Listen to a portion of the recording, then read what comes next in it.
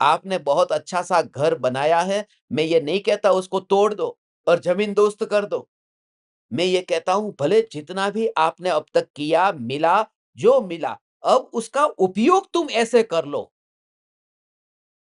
सदुपयोग उस प्रकार से कर लो, जिस सोफ़ा को तुमने पाया उस सोफ़ा पर बैठ कर के भेद ज्ञान करके तुम्हारी परिणति इतनी निर्मल कर लो, कि तुम मुनि हो जाओ। तुम जिस बेड पे सोते हो उसमें रात्रि में स्वप्न भी तुम्हारे ऐसे ही आए कि जैसे देह के पड़ोस में ये देह ही पूरा पड़ोस में हो और तुम्हारी दशा अलग हो। बुद्धि को तुम पड़ोस में देखो और बुद्धि को न छूता हुआ तुम अपने को रात को भी नींद में भी इस रूप अनुभव करो।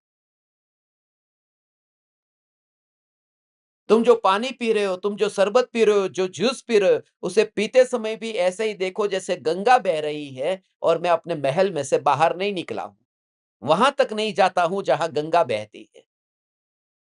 रोटी का कण तुम लो, चावल का दाना तुम लो, तो ऐसे ही कि भगवान की पूजा में एक थाली में से दूसरी थाली में चावल जाते हैं, मगर भगवान के पेट में एक दाना नहीं गया। मैं त्रिकाली भगवान, ये दाना मेरे पेट में नहीं गया। ऐसा विचार करो।